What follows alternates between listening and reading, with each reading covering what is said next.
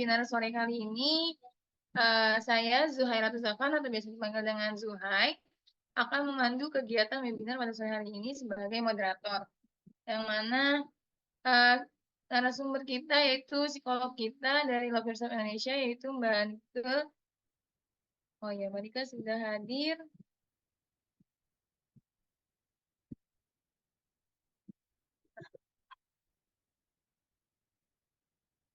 Halo Mbak Nike. Selamat sore Mbak Suhai, teman-teman semua. Oke.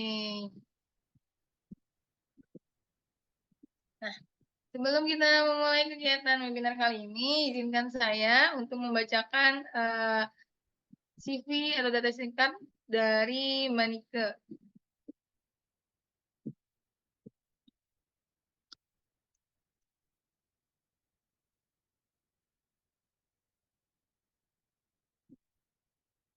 Berikut adalah data singkat dari Mbak Nike yang akan menjadi narasumber pada kegiatan webinar sore kita kali ini tentang inner critic, gitu ya. Nama lengkap beliau adalah Nike Setiawati, MPSI, psikolog klinis. Beliau adalah seorang psikolog klinis, salah satunya juga psikolog di Love Yourself Indonesia. Karir beliau mendalami masalah somatis, gangguan psikologis, dan psikosomatis lebih khususnya, dan juga penanganan dalam family caregiver-nya, baik itu untuk pasien ataupun pasien anak ataupun dewasa. Kompetensi beliau di bidang psikoterapi klinis, asesmen dengan bantuan alat tes psikologi, merancang program psikoedukasi, merancang program pelatihan, dan juga membuat clinical pathway untuk mendukung penegakan diagnosis klien, gitu ya. Bidang pendidikan beliau yaitu lulusan dari Universitas Surabaya, baik itu saat S1 ataupun saat mengambil bidang profesi psikologisnya. Luar biasa. Pekerjaannya, beliau juga seorang asosiat psikologika klinik dari November 2020 hingga sekarang ini. Itu untuk informasi lebih jelas atau teman-teman ingin konsultasi dengan Mbak Nike, nanti bisa hubungi admin Love Yourself untuk bisa melakukan konseling dengan bersama Mbak Nike. Nah, untuk teman-teman semua, bagaimana nih kabarnya sore kali ini yang sedang mengikuti kegiatan webinar sore kali ini? Apakah sudah siap untuk melakukan kegiatan webinarnya bertema dengan inner critic? Nah, mungkin teman-teman yang udah punya pertanyaan terkait tentang inner critic, atau ada yang dibingungkan tentang sebenarnya itu inner critic itu seperti apa sih, gitu ya. Yang kita ketahui bahwa kita itu seringkali menyalahkan diri kita sendiri, memandang diri kita itu kadang negatif, gitu ya. Padahal nggak semua yang ada dalam diri kita itu adalah hal-hal yang negatif. Bahkan sesuatu hal yang terjadi di luar kondisi kontrol kita malah melabeli diri kita dengan hal-hal yang negatif. Apakah itu juga termasuk ke dalam inner critic, gitu? Ataukah kita juga butuh mengkritik diri sendiri agar bisa membuat menjadi diri itu menjadi lebih positif, gitu. Nah, itu juga masuk ke dalam inner critic yang berbeda ataukah tetap sama seperti itu ya, teman-teman semua. Nah, buat teman-teman semua yang masih ingin uh, tahu lebih banyak atau masih bingung terkait inner critic yang ada di dalam dirinya sendiri nih, nanti teman-teman bisa bertanya langsung dengan psikolog kami, yaitu Mbak Nika, gitu ya. Teman-teman bisa mempersiapkan pertanyaannya dari sekarang, seperti itu. Oke, terima kasih kepada Kak Kavia yang telah say hello, gitu ya. Oke, untuk mempersingkat waktu, mungkin kepada Mbak Nika bisa dipersilahkan terkait tentang inner critic itu sendiri. Jadi inner critic itu seperti apa sih Mbak Nika? Gitu ya. Apakah harus selalu menjudge negatif diri kita sendiri, atau misalnya ya kita sebenarnya butuh mengkritik diri, tapi mengkritiknya tuh kayak gimana gitu, biar nggak jadi ke arah negatif, tapi malah membuat diri kita terbangun menjadi lebih positif, lebih bersemangat dan sebagainya. Oke, kepada Mbak Nika dipersilahkan.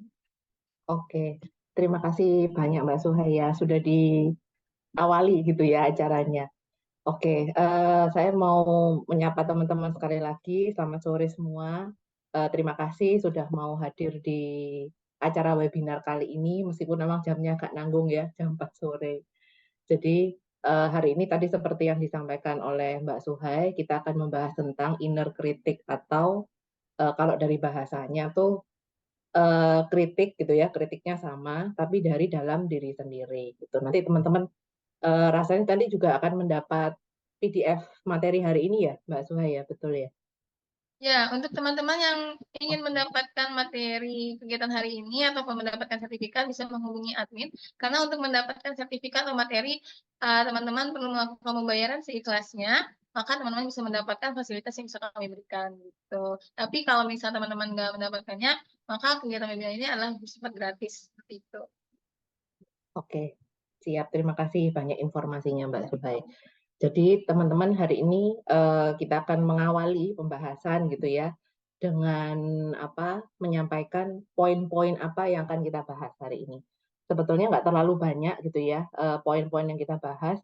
Ini saya punya waktu berapa lama ya Mbak Suhai untuk apa presentasinya? 1 jam atau 45 menit? 45 menit hingga 60 menit sih Kak Mbak Nika. Oke, Jadi siap. bisa langsung tanya jawab. Iya, oke. Berarti nanti teman-teman boleh dari sekarang gitu ya. Nanti kalau melihat presentasi saya, mencatat pertanyaan apa aja yang muncul. Nanti kita akan diskusikan bareng-bareng atau mungkin ada yang mau di-sharing juga bisa. Oke, bisa tolong berikutnya Mbak Suhai.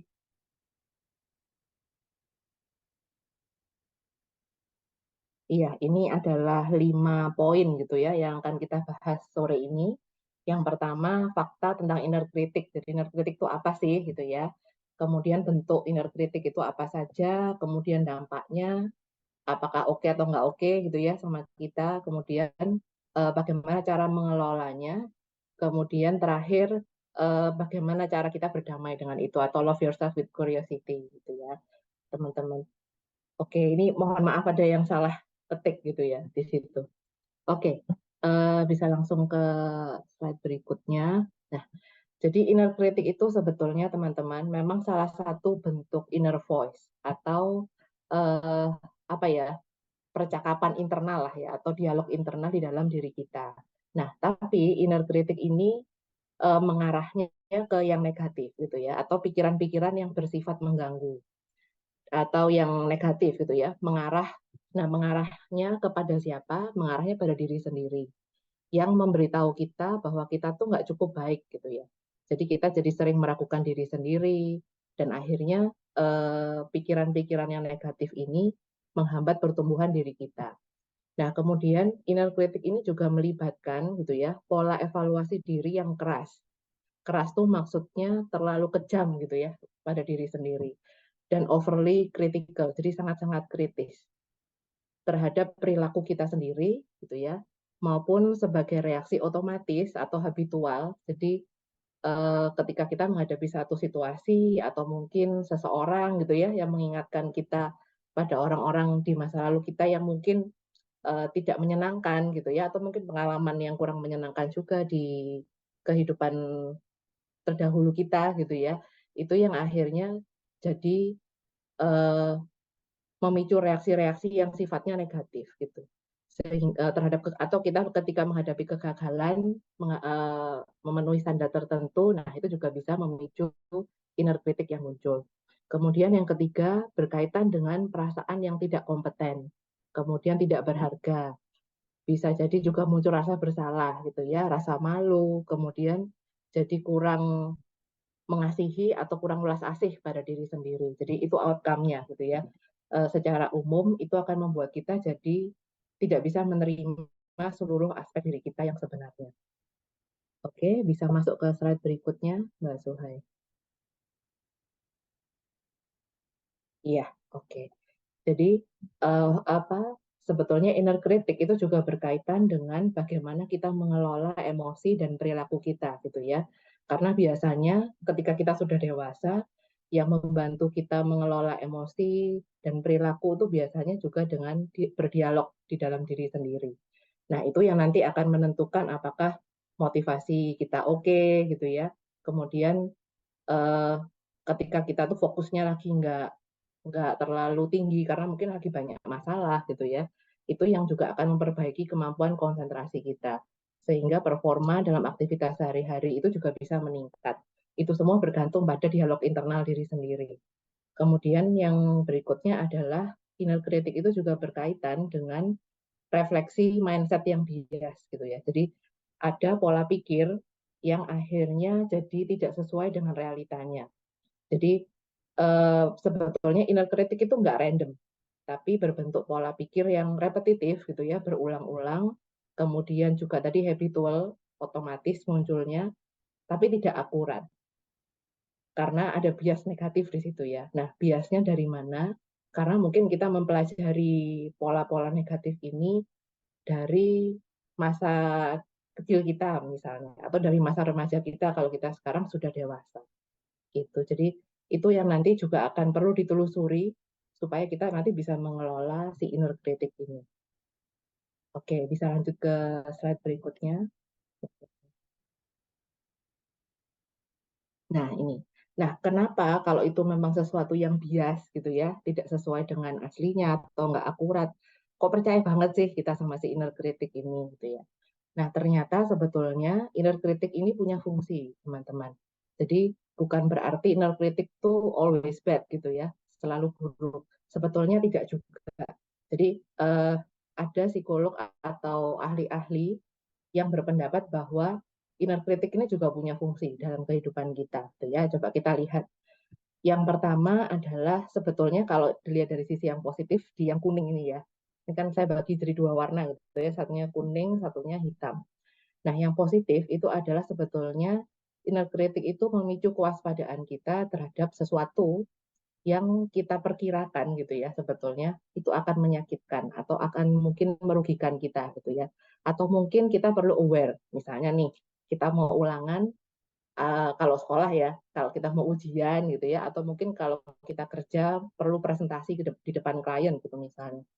Nah, tapi ternyata ketika H-3 belum ready nih gitu. Nah, inner critic ini kalau memang itu mengarahnya ke inner critic yang uh, fungsional gitu ya, yang adaptif, maka dia akan sebetulnya mengingatkan atau mendorong dan memotivasi kita untuk tidak menghindar gitu ya, dan melakukan upaya yang cocok gitu ya untuk atau upaya yang sesuai untuk membuat kita bisa mengerjakan hal-hal yang kita butuh kerjakan tadi. Atau mungkin misalnya mengingatkan, coba sih cek lagi pekerjaannya, apakah sudah benar gitu ya. Nah itu sebetulnya fungsi inner critic yang fungsional atau positif atau adaptif gitu ya sebutannya di dalam dunia psikologi. Nah tapi ada sisi yang lain gitu ya, ada sisi gelapnya juga. Nah, sisi gelap ini biasanya muncul gitu ya sebagai bentuk melindungi diri sendiri dengan cara menyakiti. Jadi kalau mungkin teman-teman apa ya cukup familiar dengan istilah self harm gitu ya. Self harm itu menyakiti diri sendiri. Tidak hanya secara fisik tapi juga bisa secara emosional. Nah, inilah bentuk self harm secara emosional, teman-teman. Jadi secara bukan kita melukai diri sendiri physically gitu ya, tapi kita melukai diri sendiri secara emosional. Jadi yang pertama fungsinya adalah mungkin gitu ya. Ini bisa bisa jadi semuanya atau mungkin salah satu yang kita alami. Jadi yang pertama fungsinya adalah meringankan tekanan batin gitu ya dengan menghukum diri sendiri melalui emotional abuse. Jadi pada beberapa orang memang ketika mengalami rasa sakit gitu ya atau painful feeling mungkin karena ada perasaan shame tadi ya yang disebutkan di awal atau mungkin ada perasaan merasa bersalah. Nah, tekanan batin yang seperti itu mungkin bisa apa ya bisa diringankan gitu ya sebetulnya dengan kita melakukan emotional abuse. Itu yang dia pelajari gitu ya di pola masa kecilnya mungkin. Kemudian yang berikutnya fungsinya adalah mengelola penilaian dan perasaan negatif. Misalnya kita merasa jijik gitu ya atau muak pada diri sendiri karena mungkin banyak sisi negatif yang kita nggak suka sama diri sendiri. Jadi akhirnya dengan cara kita mengkritik diri sendiri, biasanya individunya ini percaya bahwa aku bisa meningkatkan kemampuan diriku atau aku bisa memperbaiki ini tanpa menyadari mungkin bahwa di at some degree gitu ya itu juga akan menyakiti dirinya sendiri dan menambah beban emosionalnya. Kemudian yang ketiga merendahkan diri sendiri gitu ya. Jadi atau self downing. Jadi supaya kita tuh tidak terlalu berharap banyak pada diri sendiri, akhirnya kita merendahkan diri kita. Gitu. Percuma lah dicoba, toh pasti 80% gagal deh. Itu sebetulnya juga salah satu bentuk self-kritik. Oke, bisa lanjut ke next, Mbak. Nah, ini. Dari tadi yang ada 2 point of view tentang inner critic gitu ya, terbagi jadi 3 gitu ya teman-teman, bentuk inner critic itu. Ada yang negatif, ada juga yang konstruktif. Kalau yang arahnya ke negatif atau disfungsional, itu terbagi lagi jadi 2 gitu ya. Yang pertama adalah inadequate self, kemudian hated self. Nah, yang konstruktif namanya konstruktif self gitu ya. Nah, inadequate self ini adalah kritik tajam dan keras yang diarahkan individu ke diri sendiri saat dia gitu ya, atau saat individu ini membuat kesalahan atau mungkin mengalami kegagalan dan atau menghadapi masalah. Akhirnya menilai diri nggak kompeten, merasa bersalah dan malu, lalu akhirnya jadi ngerasa nggak berharga. Jadi inner critic itu juga bisa mengarah ke bentuk diri yang inadequate gitu ya. Kemudian kalau hated self, itu biasanya individu ini merespon kesalahan atau kegagalan diri dengan kritik yang bernada bermusuhan dan penuh kebencian pada diri sendiri. Kalau tadi kan lebih ngarah ke tidak mampu gitu ya. Kayak tadi yang di contoh sebelumnya saya sampaikan, percuma deh nyoba ini, nggak mungkin bisa aku. Karena sudah pernah aku coba dan aku pernah gagal, dah percuma dah, nggak usah dicoba lagi. Nah, itu ngarahnya inner critic yang inadequate self. Tapi kalau hated self itu lebih mengarah ke kebencian sama diri sendiri. Memang aku nih bodoh, jelek, eh, nggak berguna. Jadi komentar-komentar negatif yang bernada kebencian itu diarahkan ke diri sendiri, gitu ya. Nah, yang terakhir, yang lebih positif atau lebih konstruktif itu adalah konstruktif self. Jadi yang tadi kalau di slide sebelumnya, ini yang di sisi warna kuning gitu ya. Jadi konstruktif self ini merespon kegagalan atau kesalahan diri dengan penuh rasa ingin tahu gitu ya, sehingga memicu kesadaran si individu ini untuk mengakui kesalahan atau kegagalan dirinya, lalu terdorong mencari solusi atau mencari jalan keluar gitu ya, dengan melakukan sesuatu yang berbeda atau sesuatu yang nyata daripada sebelumnya. Jadi ada upaya perbaikan gitu ya, dan itu pun bisa di apa ya dijadikan satu aksi yang kelihatan hasilnya. Itu berarti kalau memang kita punya kritik terhadap diri sendiri dan mengarahnya ke solusi, berarti mungkin kita sudah ada di tahap konstruktif self. Oke, bisa masuk ke slide berikutnya, Mbak Suhai. Nah, ini adalah dampak inner critic, teman-teman. Jadi dampaknya itu kepada 3 hal gitu ya di dalam diri kita. Yang pertama, mempengaruhi kondisi emosional, kemudian kesehatan fisik dan keberfungsian diri. Nah, di kondisi emosional biasanya efeknya adalah memicu stres gitu ya, atau kecemasan yang intensitasnya tinggi, terus menerus gitu ya. Jadi biasanya berkelanjutan efeknya. Kemudian muncul perasaan gelisah, cemas, khawatir gitu ya, tertekan, frustrasi, dan itu berdampak pada kelelahan mental dan kerusakan harga diri. Jadi kalau kita terus-menerus apa ya, mengulang inner critic ini untuk diri kita sendiri, tentunya kita juga akan merasa lelah gitu secara emosional. Kemudian harga diri dan kepercayaan diri kita juga nanti perlahan-lahan juga bisa hancur kalau tidak segera ditangani gitu ya inner critic-nya. Kemudian yang berikutnya adalah kesehatan fisik. Jadi sebetulnya ketika kita terpapar stres terus-menerus gitu ya, atau terpapar eh, emosi negatif terus-menerus tanpa ada jalan keluarnya, biasanya at some degree atau at some point itu pasti akan mempengaruhi kesehatan fisik. Jadi bisa muncul respon fisiologis yang negatif dan berulang-ulang. Misalnya jadi sering sakit kepala gitu ya, atau migrain. Kemudian muncul ketegangan otot di bahu misalnya. Kemudian masalah pencernaan dan yang lain-lainnya. Kemudian yang dampak berikutnya adalah pada keberfungsian diri gitu ya. Jadi biasanya munculnya tuh ke pola relasi gitu ya, kalau masalah keberfungsian diri ini. Jadi bisa juga berpengaruh pada biasanya yang kita tuh tipe orang yang asik-asik aja gitu ya di relasi, akhirnya ketika kita ngerasa stres atau ngerasa frustrasi, kita jadi menarik diri dari pergaulan gitu ya.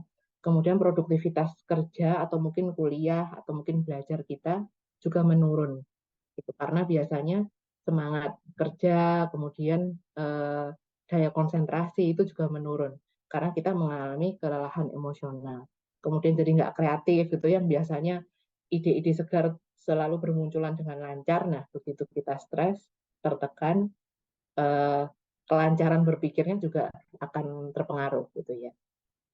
Oke, bisa masuk ke slide berikutnya, Mbak Suhai. Nah, ini. Nah, ini kita mulai masuk gitu ya. Oke, sekarang gimana caranya mengelola inner critic ini? Di gambar yang di sebelah kanan gitu ya, sebetulnya kita tuh perlu menyadari dan mengenali gitu ya inner critic diri sendiri. Jadi kita perlu aware sama pemikiran kita. Nah, di sebelah kanan ini ada empat proses gitu ya. Bagaimana caranya kita mengelola berpikir. Karena kan sebetulnya kita nggak mungkin ya berhenti berpikir itu sebetulnya tidak mungkin. Jadi yang bisa kita lakukan biasanya adalah mengelola cara berpikir kita. Gitu. Nah, biasanya saya juga sering menganjurkan ke klien-klien saya untuk melakukan latihan mindfulness gitu ya. Sebetulnya fungsi dari latihan mindfulness itu adalah membuat kita dengan pikiran itu jadi bisa berjarak gitu ya teman-teman. Karena kalau kita tuh terlalu beridentifikasi dengan pikiran atau pikiran tuh melekat sekali di diri kita gitu ya, kita tuh akhirnya jadi sulit untuk apa ya, untuk mengelola itu gitu ya. Karena kita tuh percaya sekali sama pemikiran kita. Padahal pemikiran itu bisa bias gitu ya. Bisa jadi tidak sesuai dengan realitanya. Nah, yang juga saya sering sampaikan ke klien.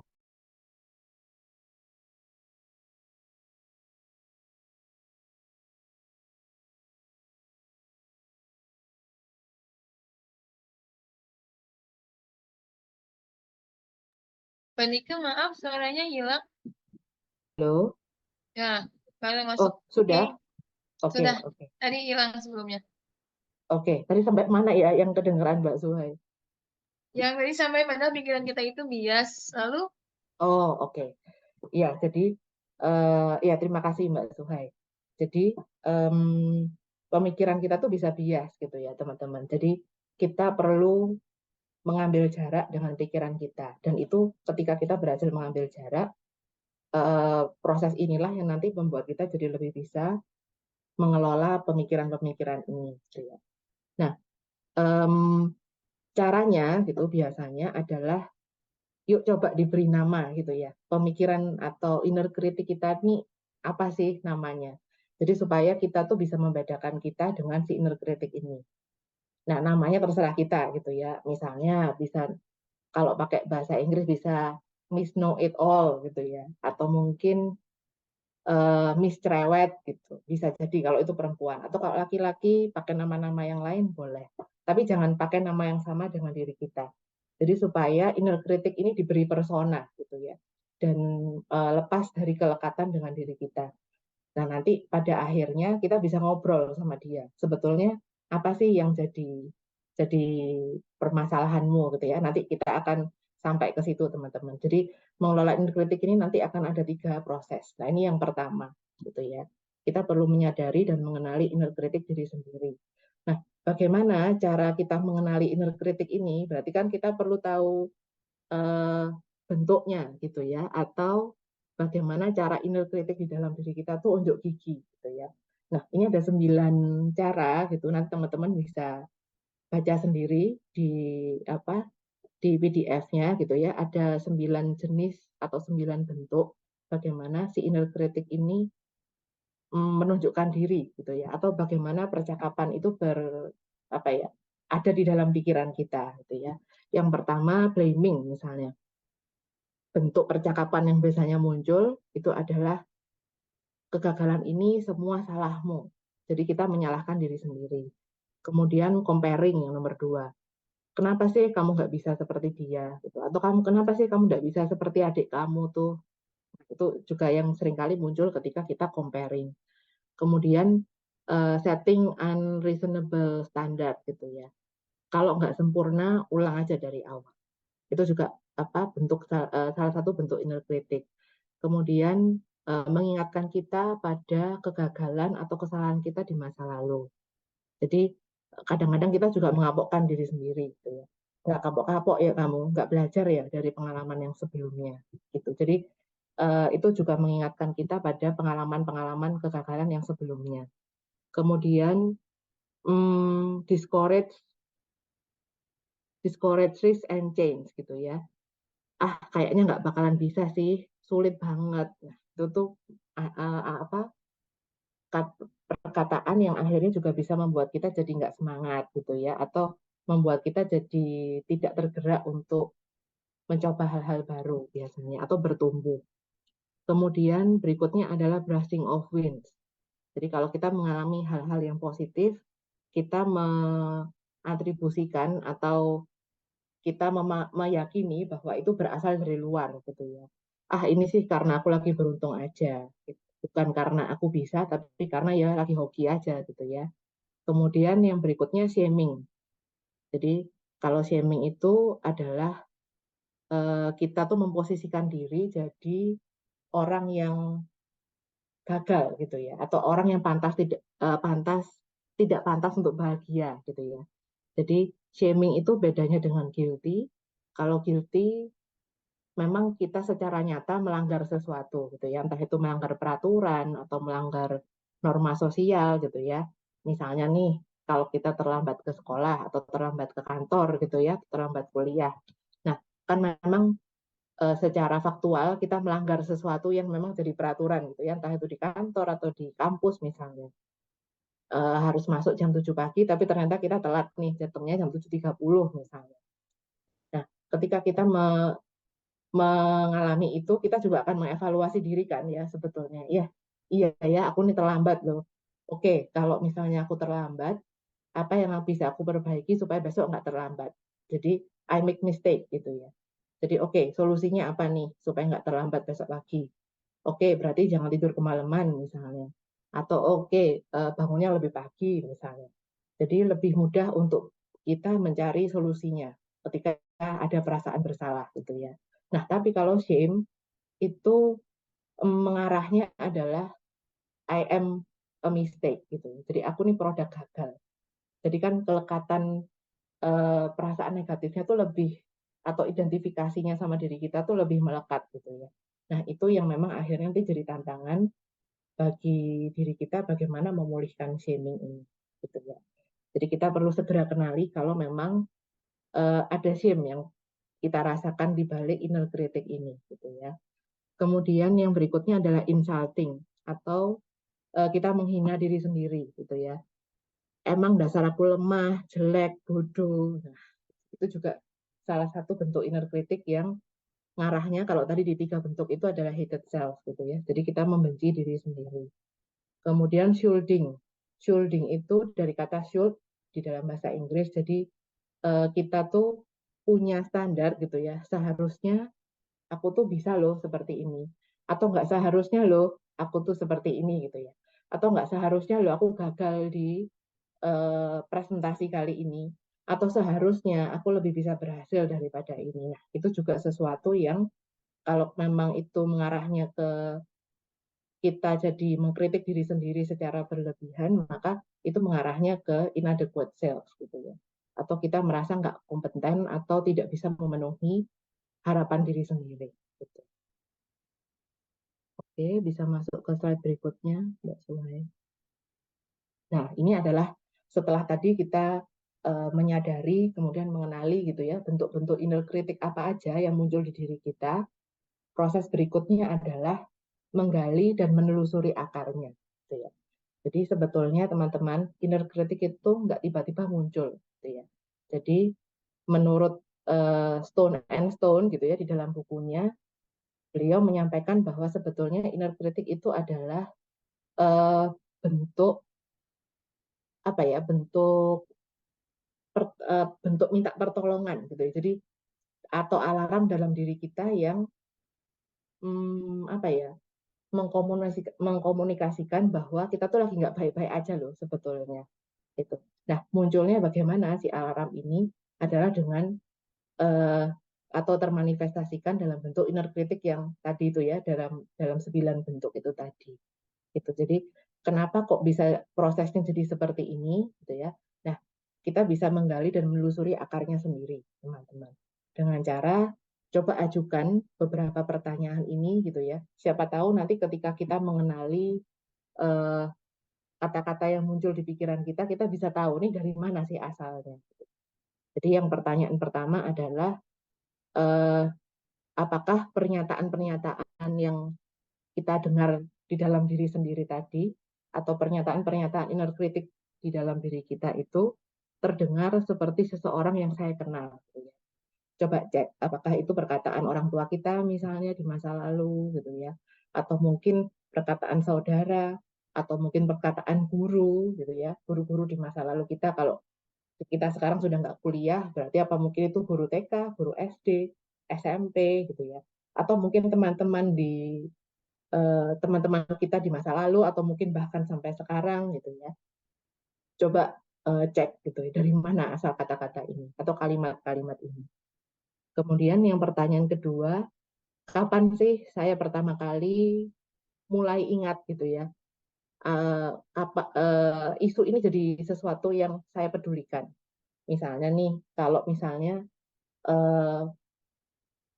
inner critic kita seringkali tentang body image misalnya. Nah, berarti ada concern khusus gitu ya. Kita punya kepedulian khusus pada body image. Nah, itu kapan mulai muncul concern ini atau kepedulian ini mulai munculnya kapan? Apakah ketika kita masih kecil, misalnya di usia 7-8 tahun kah? Atau mungkin lebih jadi perhatian ketika kita masuk ke remaja gitu ya. Karena biasanya uh, di periode-periode inilah inner critic itu mulai subur gitu, atau mulai muncul. Nah, itu kita juga bisa cek gitu ya di sejarah hidup kita. Kemudian yang ketiga adalah hal apa yang paling sering dikomentari gitu ya, atau mungkin dihakimi secara negatif oleh orang tua pada diri kita gitu ya. Nah, seringkali memang orang tua itu tanpa sadar atau mungkin juga disadari gitu ya, kan kita nggak bisa ngecek ya orang ini sadar apa enggak yang ngomong. Tapi perkataan orang tua itu jadi menyakitkan kita, atau mungkin tanpa sadar kita juga akhirnya mengadopsi perkataan-perkataan yang bernada menghakimi dan kita masukkan ke dalam diri sendiri.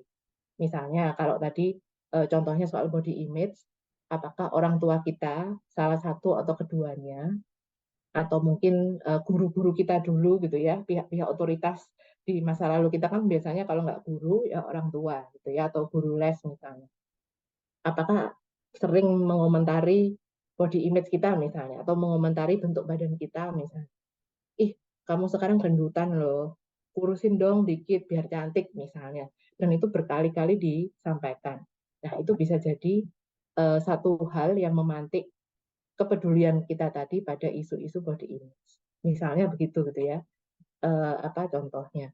Kemudian yang terakhir adalah hal atau karakter paling buruk apa yang menurut teman-teman kamu sekarang, atau mungkin orang-orang yang dekat sama kamu sekarang, itu bisa dimiliki seseorang. Jadi karakter buruk apa yang sebetulnya tidak disetujui gitu ya oleh lingkungan kita sekarang. Karena kadang-kadang hal-hal tersebut itu juga jadi concern buat kita. Nah, siapa tahu ketika tadi kita dewasa gitu ya, kalau di contoh yang sebelumnya, bahwa body image itu penting buat kita, kok akhirnya kita juga dapat teman-teman yang misalnya memperhatikan body image juga. Gitu. Jadi misalnya nih, lingkungan di sekitar kita, kalau misalnya saya perempuan ya, jadi misalnya saya ketemu sama teman-teman yang benar-benar memperhatikan body image gitu ya. Nah, bisa jadi akhirnya saya juga jadi menilai diri secara negatif, secara berlebihan. Gitu. Jadi akhirnya kita tahu hal-hal apa saja yang kita sangkal di dalam diri kita. Dan itu yang nanti akan membantu kita untuk uh, menggali sebetulnya di balik inner critic ini mau menyampaikan apa sih kesan kepada kita gitu ya. Oke, masuk ke iya betul. Nah, yang ketiga gitu ya, tahapnya adalah merespon dengan penuh empati. Jadi tadi seperti yang saya sampaikan sebelumnya, inner critic itu sebetulnya adalah alarm internal gitu ya, atau seruan minta tolong dari diri sendiri yang menandakan bahwa kita tuh sedang merasakan rasa sakit secara emosional gitu ya. Entah itu hasil dari penolakan atau mungkin rasa malu atau pengabaian gitu ya, orang-orang di sekitar kita. Jadi kita perlu merespon inner critic tadi dengan kasih sayang, dengan empati, dengan kepedulian, atau mungkin dengan keingintahuan, bukan malah misalnya ditekan gitu ya. Nah, bagaimana caranya merespon dengan penuh empati? Jadi teman-teman bisa mulai dengan menarik napas dalam-dalam tuh ya. Kalau kita mulai merasakan kepala kita berisik misalnya, kita bisa mulai dengan oke, menenangkan diri dengan menarik napas dalam-dalam. Dan kalau kita mulai mendengar inner critic tadi, kita bisa menuliskannya gitu ya di kertas kalau teman-teman biasa journaling, atau ya sudah didengarkan apa sih yang mau disampaikan gitu ya. Dan katakan pada inner critic-nya, nah makanya tadi perlu diberi nama gitu ya.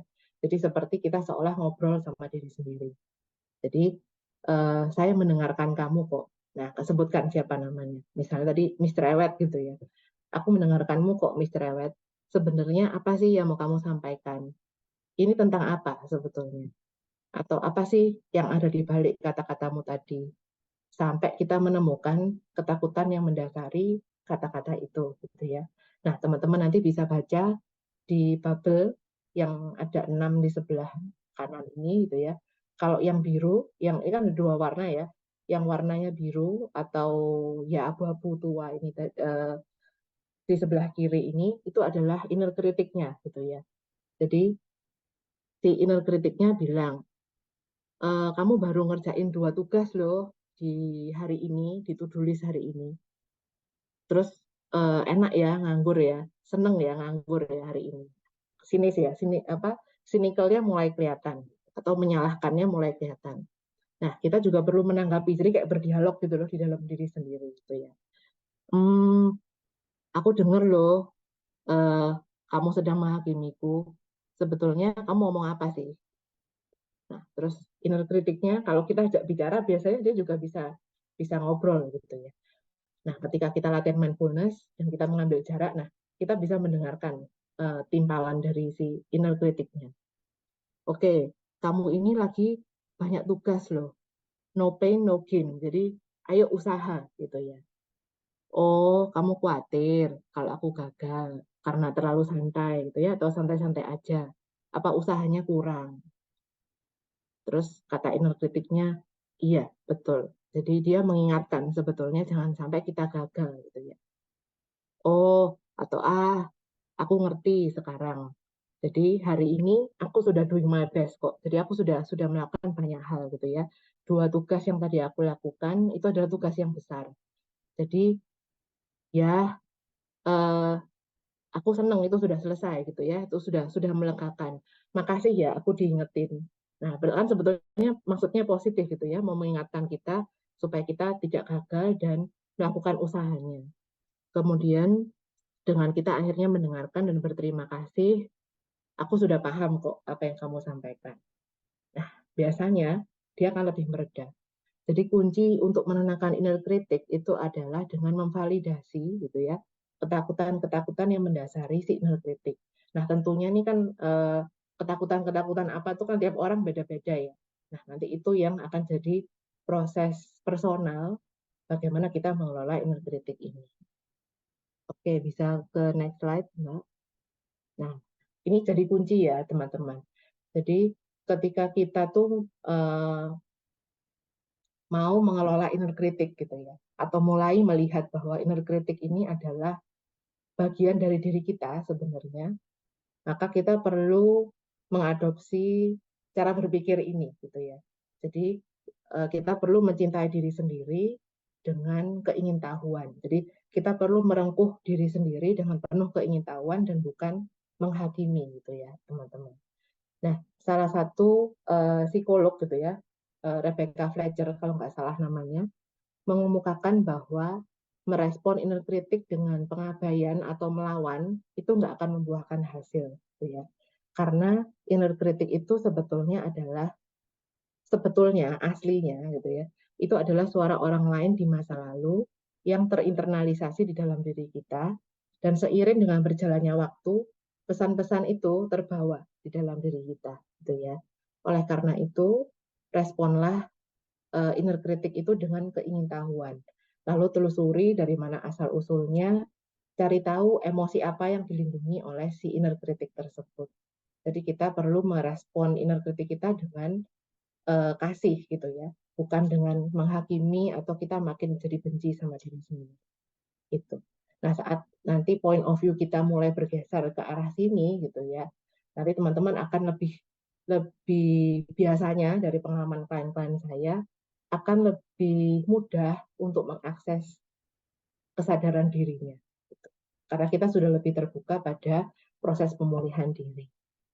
Oke, rasanya ini sudah slide terakhir. Iya, betul. Sudah slide terakhir dari presentasi saya. Terima kasih sudah mau mendengarkan semuanya. Kalau mau bertanya, silakan di sesi berikutnya.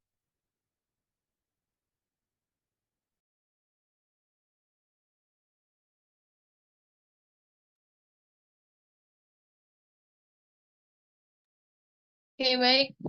Ya, terima kasih kepada Mbak Nika untuk penyampaian perannya tentang inner critic. Jadi kita lebih tahu bahwa ternyata inner critic itu gak hanya tentang hal-hal yang negatif, tapi bisa menjadi suatu hal yang positif jika itu menjadi suatu hal yang konstruktif terhadap diri sendiri gitu ya Mbak Nika. Silakan buat teman-teman yang ingin bertanya terkait tentang inner critic itu atau yang pengalaman teman-teman nih bagaimana dalam mengatasi inner critic itu sendiri, boleh berbagi atau sharing bersama kita. Oh ya, sebelumnya teman-teman, kegiatan webinar Inner Critic ini didukung oleh media partner kita, yaitu dari Ocean, Merajut Hati, Kami Foundation, Pertemanan Sejiwa, Farm Health, dan juga Yayasan Pul. Nah, silakan kepada teman-teman mungkin yang ingin bertanya kepada Mbak Nika, dipersilahkan. Atau menuliskan di kolom komentar gitu, bertanya terkait tentang inner critic itu sendiri gitu. Saya ingin bertanya nih, Mbak Nika, kan biasanya kita tuh, Mhm. saya sendiri gitu ya, biasanya tuh suka Iya, banyak boleh. kegiatan Mhm. gitu ya.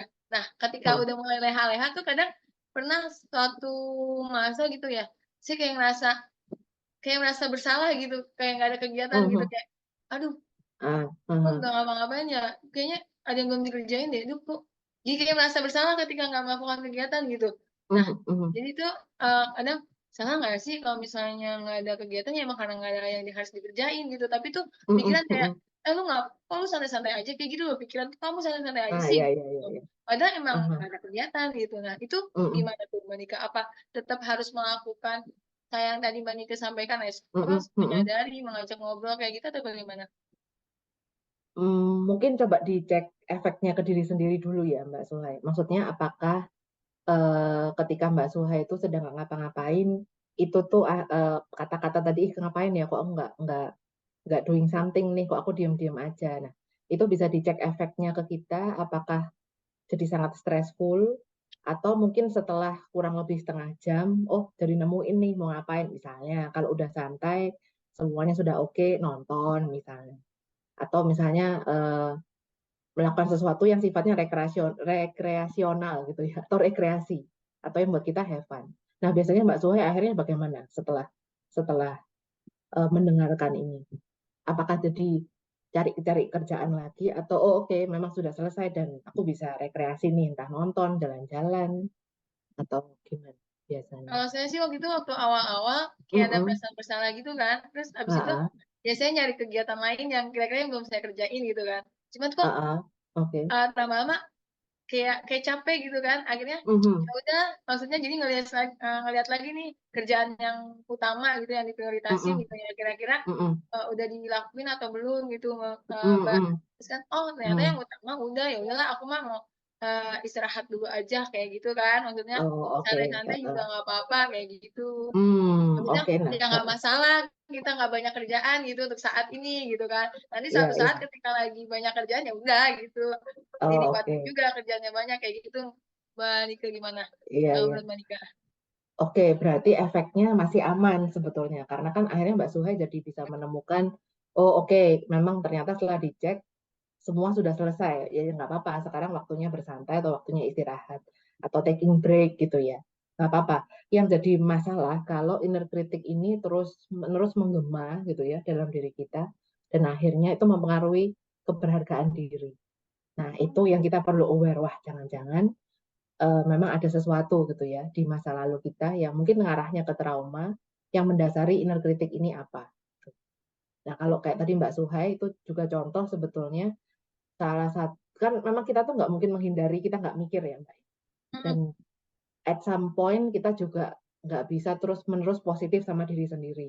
Pasti kan meskipun kita tuh aman-aman aja dari trauma misalnya, tapi pasti ada pengalaman-pengalaman yang mungkin tidak menyenangkan, itu kan manusiawi gitu ya. Nah, itu yang akhirnya juga memunculkan eh, penilaian yang tidak selalu positif ke diri sendiri. Kalau itu memang tidak membebani mental kita, gitu ya, nggak buat kita tuh jadi akhirnya mengurung diri di kamar misalnya, atau jadi mengganggu banget kita nggak bisa kerja. Nah, itu masih dalam batas yang kita bisa toleransi berarti. Berarti kita bisa handle itu sendiri. Gitu.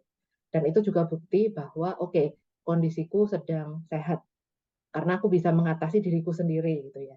Nah, tapi kalau udah mulai kewalahan, mulai jadi muncul pikiran-pikiran yang ingin menyakiti diri sendiri misalnya. Nah, itu kita perlu aware lebih lebih tinggi gitu ya awareness-nya bahwa mungkin aja ada permasalahan yang tadi ya alarmnya sudah mulai bunyi nih, berarti ada sesuatu. Gitu.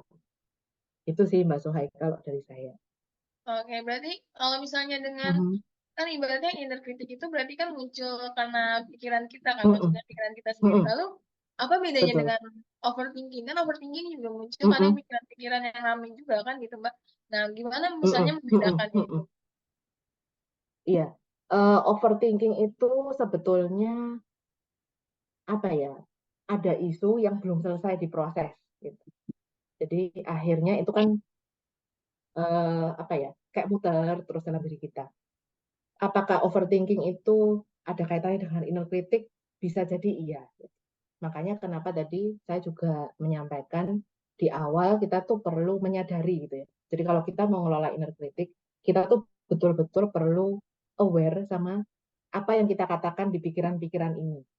Kalau perlu dicatat gitu ya. Karena itu nanti yang akan menolong kita untuk memilah, oke, ini tuh apa? Inner critic gitu ya. Atau mungkin ini sesuatu isu yang memang kita perlu tangani, ada solusinya, atau apa sebetulnya. Nah, overthinking itu kan campur aduk ya, Mbak Zuma. Jadi kayak bisa jadi ada ide-ide yang muncul, ya. Terus habis itu kecampur lagi sama kecemasan, kecampur lagi sama stres karena mungkin ada yang belum selesai. Nah, itu kan akhirnya jadi campur aduk dan kita jadi bingung fokusnya mau kemana. Nah, biasanya saya menyarankan kalau sudah seperti itu, coba di list apa sih eh, tema-tema pikiran yang muncul gitu ya. Jadi dengan kita membuat daftar pikiran-pikiran itu kita jadi ngeh, oke, misalnya tiga list di awal nih bisa kita selesaikan, ada solusinya gitu ya. Oke, berarti selesai itu. Oke, yang dua hal di bawah ternyata kita harus menunggu. Oke, berarti masuk ke daftar tunggu. Oh, yang ini perlu diproses sekarang gitu. Jadi akhirnya lebih mudah untuk dikelola. Gitu sih menurut saya bedanya. Berarti tetap memang kita harus menyadarinya, terus baiknya kita buat list gitu ya, mana yang bisa kita Iya, betul. atasi, yang mana yang masuk ke dalam harus Mm-mm. dievaluasi, mungkin harus diselesaikan, sama yang Ya, betul. bisa diajak bicara seperti itu ya, Mbak Nika. Iya, betul. Oke, Makanya brain dump tuh hmm, perlu gitu ya. Kalau di apa? journaling kan ada brain dump. Kalau teman-teman Breakdown? atau Mbak Suhai familiar dengan istilah journaling atau Oh ya, journaling. bullet journaling gitu ya, Hmm? bullet journaling itu ada section khusus yang namanya brain dump. Jadi kita tuh membuang segala apa yang dalam otak di dalam bentuk tulisan. Gitu. Jadi nggak usah diatur, nggak usah indah-indah, nggak usah tulisannya mesti bagus warna-warni, estetik tuh nggak perlu.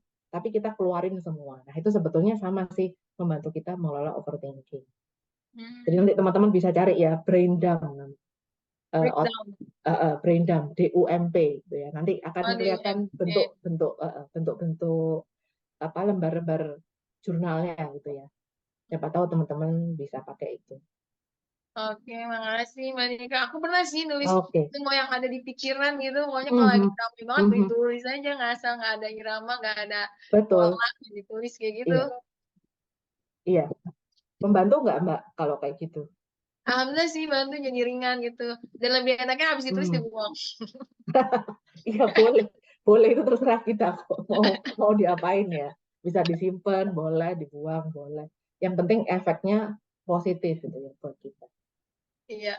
Oke, Mbak Nika nih Oke, ada pertanyaan nih siap. yang masuk dari Kak Nurul nih. Oke. Bertanya, kalau kita memang ada trauma, apakah Mhm, bisa kita sembuhkan sendiri? Terus, mhm, kapan mhm, sih dirasa kita membutuhkan bantuan dari orang lain dan mhm, bentuk bantuan apa sih yang harus kita dapatkan gitu? Nah, terkait ini bagaimana gitu, Mbak Nika misalnya mhm, tentang traumanya, bisa nggak sih trauma itu misalnya disembuhkan dengan cara sendiri atau kita perlu bantuan orang mhm, lain atau mhm. biarlah waktu yang menyembuhkan trauma kita kayak gitu. Ada yang bilang kayak gitu kan.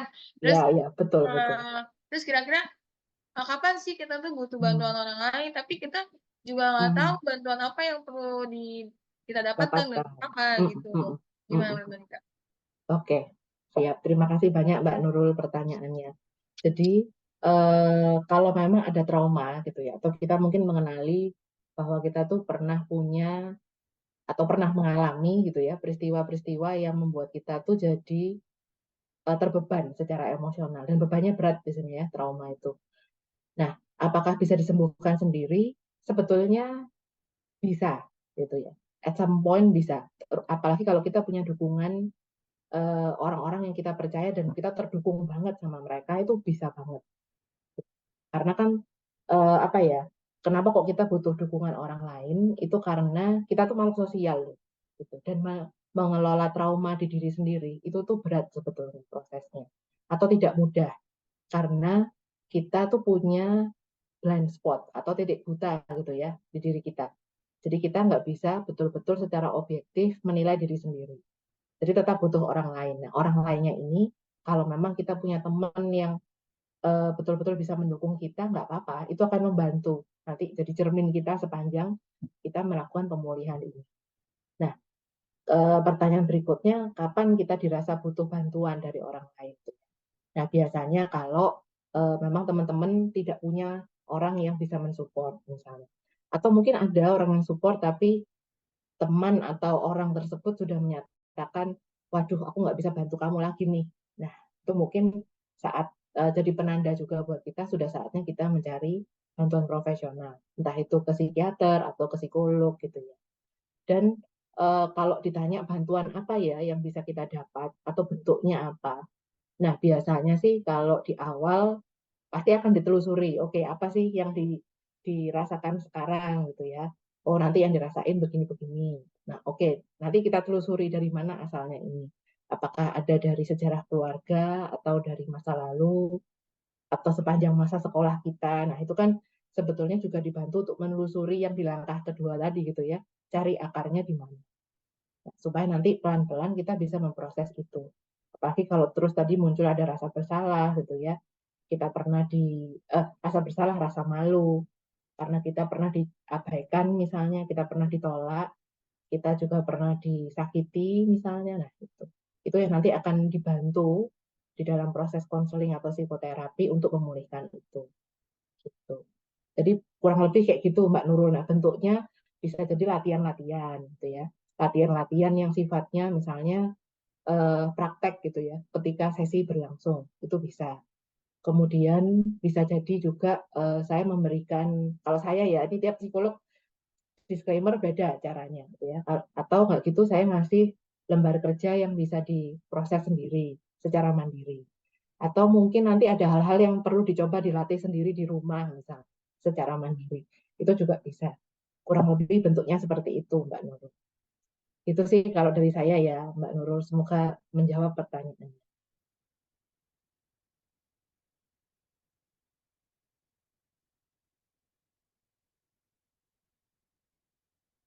Mbak Suhai masih ketutup mic-nya, Mbak. Ya, makasih Mbak Nika untuk tanggapannya. Jadi saya juga mau Ah apa ya, ya oke. menceritakan pengalaman saya juga dulu, terus saya juga bingung gitu kan, Mhm, kapan sih waktu yang tepat gitu kan untuk mhm, datang ke profesional ya. Saat itu mhm, saya memang juga ngerasa bahwa saya masih baik-baik saja ibaratnya kayak gitu ya. Tapi ketika ada suatu masa betul. saya menyatakan bahwa ini bukan saya gitu, ketika saya merasa ini Mm-mm. bukan saya dan ini udah jauh Aha, banget berbeda dengan saya, ibaratnya betul. akhirnya dari Mm. saat itulah walaupun orang-orang terdekat saya bilang, coba deh kamu ke profesional, saya masih bertahan. Enggak, saya masih bisa, masih bisa, masih bisa. Ternyata ada Mm-mm. satu masa ya Mm-mm. tadi ketika saya merasa, ya bukan saya, kok udah jauh banget Mm. ya saya kesini Iya, gitu. Nah di iya, saat betul. itulah baru saya Bisa. terbuka gitu. Oh, ya saya memang butuh ke orang lain gitu. Heeh. Mungkin kalau ke Mm-mm. orang lain yang kita bisa cerita masih enak, tapi belum mendapatkan ibaratnya kayak titik terang, ibaratnya bantuan gitu kan. Jadi Mm-mm. sampai dari Mm-mm. situlah Betul. saya, oh baiklah saatnya ini ke profesional nih. Walaupun saya nggak tahu ke profesional tuh nanti mau ngapain, diapain gitu kan. Intinya Heeh, saya heeh. hubungin profesional aja dulu gitu kan. Saya Mm-mm. nanya gitu. Mm-mm. Akhirnya ya memang benar dari profesional itu ya diarahkan, dibantu. Nah dari situ ya saya bersyukur, oh gini ya caranya Allah Mm-mm. gitu menuntun saya ibaratnya Betul. mencari ke profesional ya buat saya tuh semakin mengenal saya dan saya semakin mengenal ya Tuhan kembali gitu ibaratnya seperti Mm. itu kan. Jadi ya Iya, betul. walaupun kita awalnya memang uh, berusaha untuk baik-baik saja tapi ketika kita sudah tidak baik-baik saja ya oke okay, gitu Mm-mm. kita butuh bantuan orang lain walaupun Mm-mm. kita nggak tahu bantuannya apa ya nggak apa-apa kita bilang aja ibaratnya gitu jadi jangan dari saya sih pengalaman saya ya jangan sungkan untuk kita bilang ya kalau kita nggak baik-baik saja begitu kan ya Mbak Nika. Iya, betul, betul. Jadi nggak apa-apa kok mengakui bahwa kita sekarang lagi nggak oke. Justru itu yang nantinya akan menyelamatkan kita gitu ya. Jadi lebih baik itu diakui dan karena kalau kita mengakui itu bisa kita lihat gitu loh ya. Kita jadi berjarak sama dia dan itu bisa dikelola nantinya. Jadi bisa diselesaikan. Iya betul Mbak Nika. Jadi kayak ibaratnya kita tahu Hmm, keping-keping puzzle kehidupan kita nih gitu. Habis dari betul, situ. betul. Menariknya sih di situ. Oke, ada pertanyaan lagi nih Mbak Nika Mhm, dari Kak Cantika. Bagaimana kalau ketika memang berada dalam lingkungan keluarga yang toksik, mhm, di satu sisi kita berusaha mengelola inner kritik dari masa kecil yang terbawa, tapi kita mhm, tetap berada dalam posisi yang kurang sportif dan malah jadi semakin mhm. negatif. Nah, itu bagaimana Mbak Nika? Karena kan ternyata ya dari Oke. keluarga sendiri yang membuat kita Mhm, luka gitu. Tapi kita mau mhm, berusaha menjadi constructive self, membuat mhm, constructive self, tapi ternyata ya kok malah makin negatif gitu. mhm. Iya, oke. Terima kasih Mbak Cantika pertanyaannya. Jadi sebetulnya kalau memang kita ada di lingkungan keluarga yang seperti itu, biasanya sih em, saya akan menyarankan untuk ambil jarak gitu ya dengan keluarga. Bukan artinya kita nggak boleh berkomunikasi misalnya, atau yang tadinya tinggal di rumah jadi ngekos gitu ya. Nah, eh, tapi paling tidak kita tuh punya waktu yang sendiri gitu ya. Jadi batasnya seperti itu. Kita punya waktu private yang apa bisa kita pakai untuk diri sendiri dan memproses hal-hal yang memang akan jadi eh yang memang tadi dikenali jadi trauma di dalam keluarga gitu ya. Karena kan memang ketika kita hidup di lingkungan yang kita sudah nilai itu toksik atau tidak oke, efeknya buat kita kalau kita terus connected gitu ya, itu akan menghabiskan energi sebetulnya. Jadi kita tuh perlu waktu untuk nge-charge gitu ya. Nah sama kayak HP misalnya. Kalau kita nge-charge itu kan berarti udah nggak bisa diapa-apain gitu ya, nggak bisa dicabut, diambil, dicabut, diambil. Nanti nggak akan penuh-penuh. Nah itu sama kayak kita. Menghadapi lingkungan yang memang challenging seperti ini gitu ya, menantang kayak gini ini memang perlu eh, apa ya perlu baterai emosi yang besar gitu ya supaya kita sanggup menghadapi challenge-challenge yang kita rasakan setiap saat misalnya kalau kita hidup bareng keluarga atau mungkin kalau kita kerja berarti mungkin ya 40-50% waktu kita lah mungkin di rumah gitu ya. Jadi yang pertama buat boundaries gitu ya buat batasan dengan keluarga cari waktu atau cari tempat yang paling tidak bisa membuat kita jadi ngerasa nyaman. Nah, kalau memang mau betul-betul keluar dari situ, bisa juga kalau misalnya memang Mbak Cantika atau orang lain sedang bekerja gitu ya, punya penghasilan, lalu coba sih aku tak ngekos. Nah, itu juga bisa membantu sebetulnya. Jadi kita jadi punya lingkungan yang kita bisa kontrol. Gitu. Nah, seringkali kan challenge-nya kalau kita tinggal di keluarga yang toksik itu, kontrol itu yang kita nggak punya gitu ya, kadang. Jadi itu yang akhirnya jadi eh, kita jadi Silakan terpapar, buat teman-teman. iya, jadi terpapar terus gitu ya sama racunnya. Itu sih Mbak Cantika. Biasanya saya menyarankan itu. Semoga bisa menjawab ya Mbak Cantika. Kalau mau tanya lagi boleh ya, silakan. Kalau tadi belum jelas.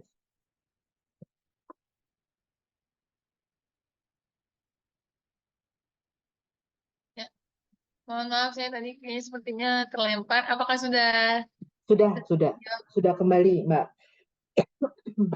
oke?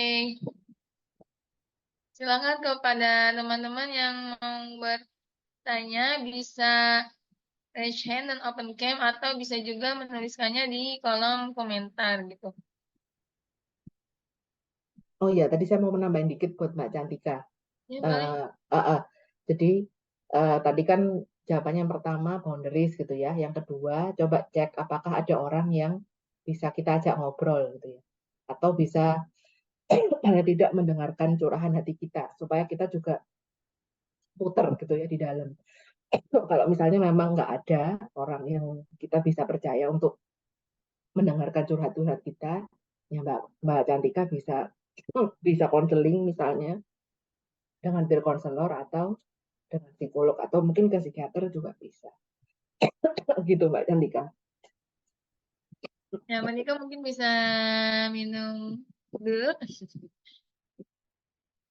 Ya, jadi eh, bisa dilakukan buat batasan ya dengan keluarga, ibaratnya membuat kita toksik, kita bisa mengevaluasi apa yang terjadi gitu ya, terus mencari waktu dan yang terakhir adalah kalau bisa mencari orang yang bisa kita ajak ngobrol ya, tapi yang orang yang kita ajak ngobrol itu bukan menjudge kita, tapi ibaratnya ya paling enggak bisa mendengarkan kita gitu, bisa membantu mencarikan solusi itu lebih baik ibaratnya seperti itu ya.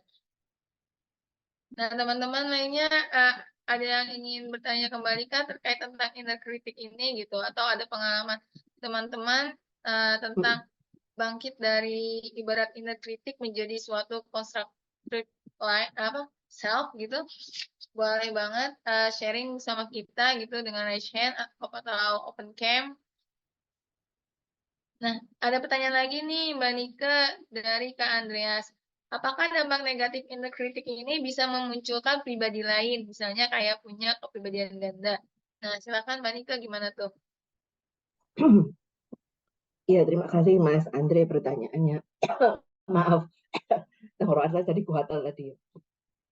Apakah inner critic bisa memicu munculnya kepribadian lain? Mostly tidak sih, Mas. Jadi gini, kepribadian ganda itu sebetulnya apakah sudah terbukti betul-betul secara klinis?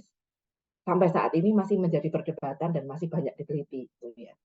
Memang di kasus-kasus ekstrim seperti di kasusnya Sibyl, kalau teman-teman mengikuti apa kisah-kisah abnormalitas psikologi gitu ya, ada yang kisah namanya Sibyl. Sibyl itu seorang perempuan yang punya 16 kepribadian. Dari penelitian itu sih memang terbukti gitu ya bahwa memang ada kepribadian ganda di situ karena tiap orang bisa beda-beda cara. Jadi kan kalau kita tuh kepribadian yang sama ngubah suara tuh sudah susah gitu ya. Nah tapi orang-orang yang punya kepribadian ganda bahkan sampai suaranya, sampai cara dia memposisikan diri itu juga berubah gitu.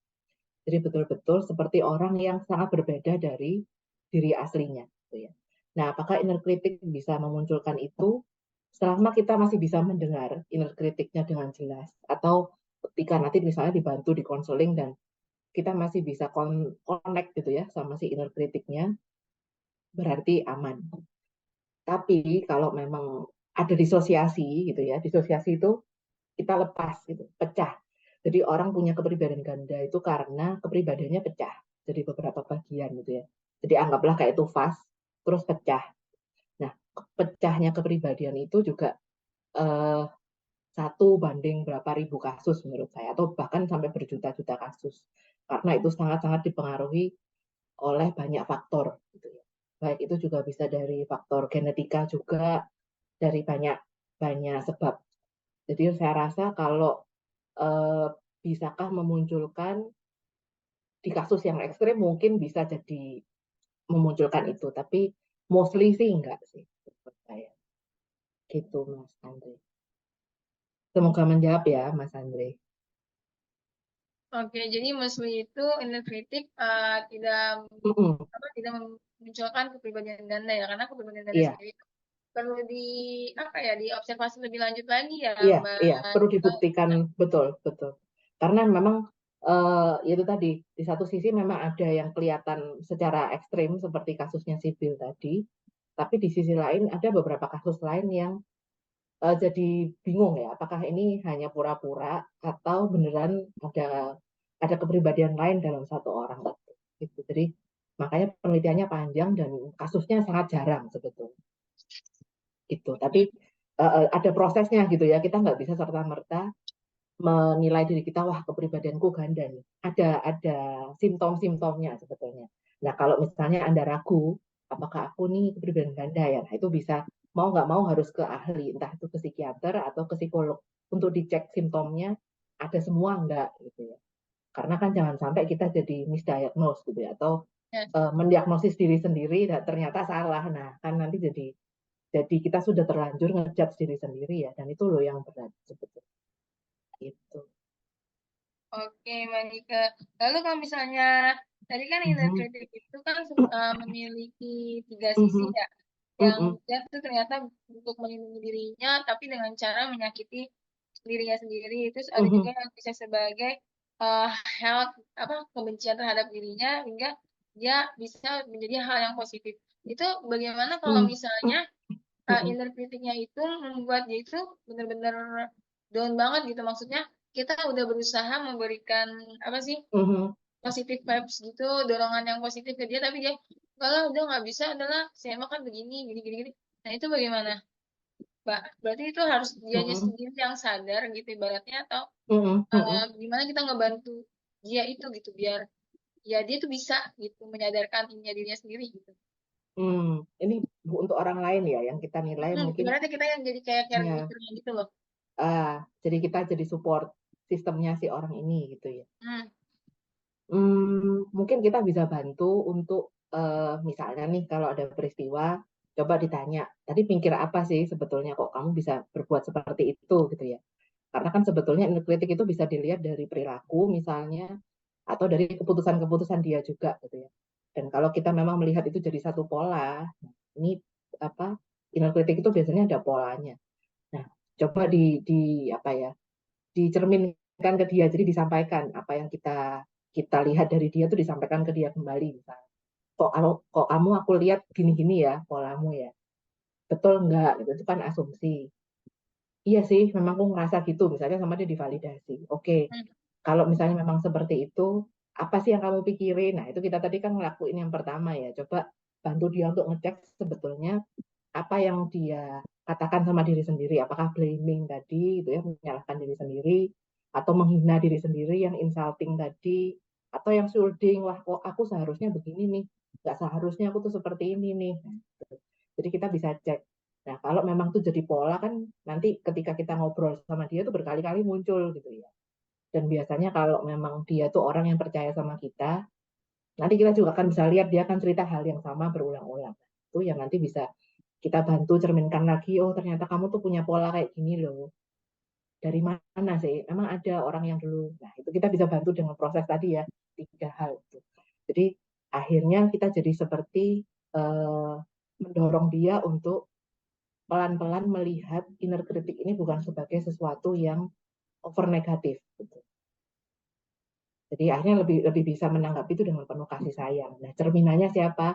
Ya kita gitu ya. Kalau tadi Mbak Suhai kan sebagai support sistemnya si orang ini.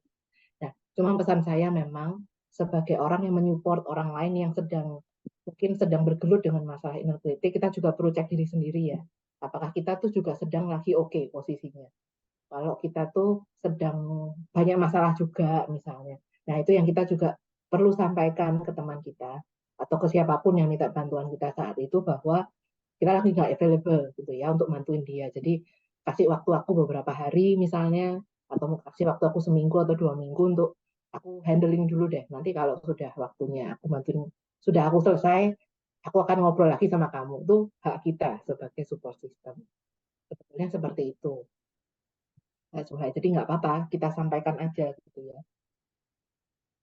Oke, jadi untuk sebagai caregiver-nya ibaratnya, jadi kita kayak ngebantu dia untuk mengarahkan apa yang ada dalam pikirannya untuk dibantu diuraikan gitu ya Mbak Nika ibaratnya. Betul, betul, Tapi betul. walaupun kita menjadi support Hmm, systemnya ya kita lupa kita juga peduli juga dulu sama diri kita sama gitu diri ya. Kalau sendiri, misalnya kita betul. lagi nggak baik-baik saja ya kita juga bilang ke Nah, dia kalau iya, kita nggak baik-baik saja biar ibaratnya nggak seperti lilin ya yang membawa iya, dirinya sendiri gitu kan. betul, betul. Jadi seperti yang itu loh analogi di pesawat. Nah, sebelum kita Hmm, bantuin anak kecil atau kan kalau kita naik pesawat kan ada ya video keselamatan itu. ya. Nah, biasanya kalau kabin pressure-nya turun, tekanan udara dalam kabinnya turun kan keluar tuh masker udara. Nah, sebelum kita Hmm, nolongin anak kita atau orang lain di samping kita kan kita perlu pakai dulu ya si hmm, oksigen itu. Jadi baru akhirnya kita bisa tending orang lain atau bantuin orang lain. Karena kalau hmm. enggak, iya kita gelagapan dan akhirnya bisa jadi dua-duanya nggak tertolong. Nah, kalau kayak gitu kan kita sudah memastikan kita aman baru kita nolongin orang. Nah, oke, biar semakin kalau kita aman duluan, ibaratnya kita menolong orang lain Hmm, bisa semakin luas gitu ya. betul, betul. Oke, silakan teman-teman yang ada yang ingin bertanya terkait tentang inner critic ini, pengalaman dari teman-teman sendiri kah dalam menangani, mungkin ada yang udah berhasil gitu menangani inner criticnya, apalagi untuk inner critic yang memicu diri menjadi membenci dirinya gitu, boleh ditanyakan di kolom komentar atau raise hand dan open cam, boleh sekali ya.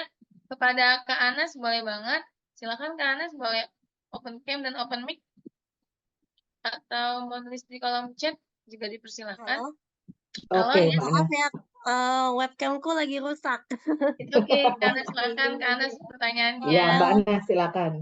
aku ini pertanyaan tapi juga sharing sih. Soalnya aku juga udah notice kalau inner criticku tuh sebenarnya kebanyakan dari ekspektasi eksternal.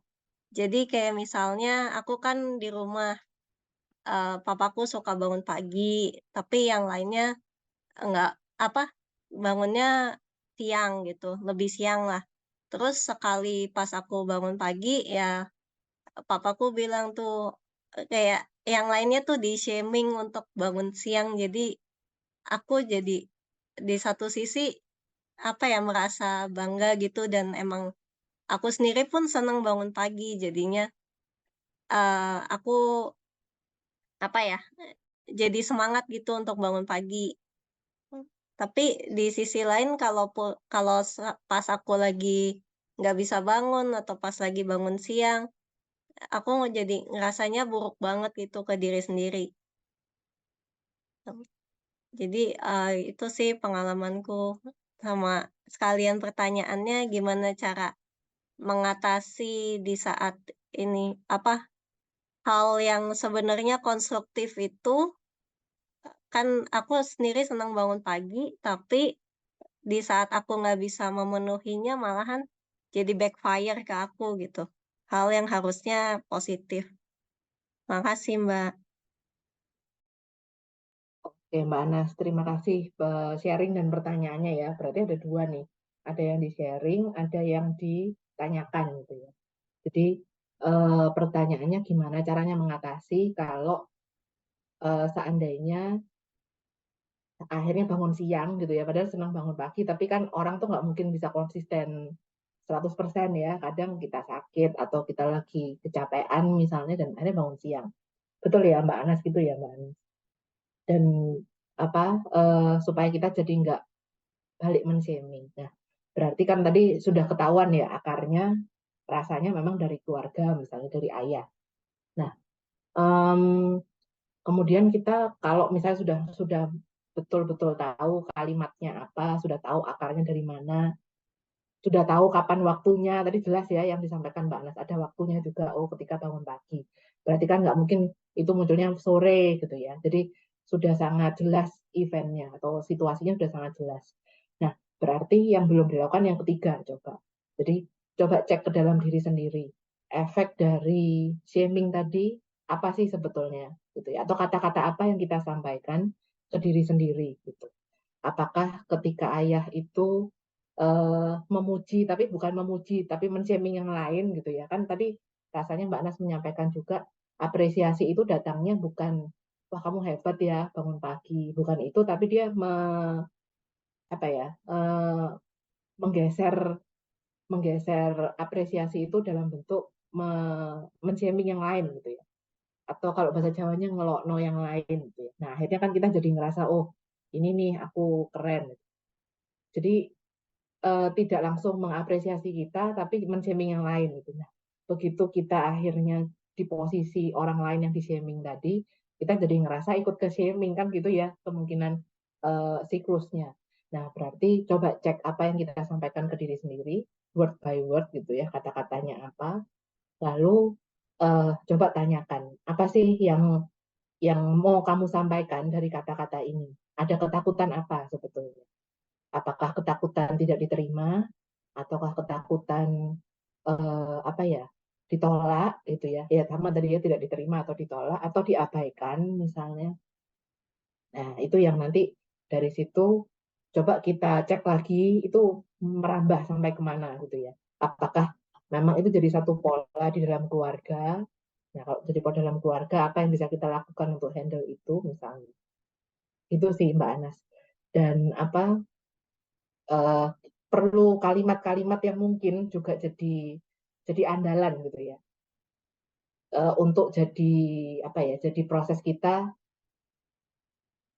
hmm, membalik shamingnya gitu ya. Jadi misalnya kayak tadi kan ayahnya men-shaming yang lain tuh. Nah, coba cek kalimat ayahnya ini apa sih yang disampaikan gitu. Nah, lalu bilang sebaliknya ke diri kita sendiri.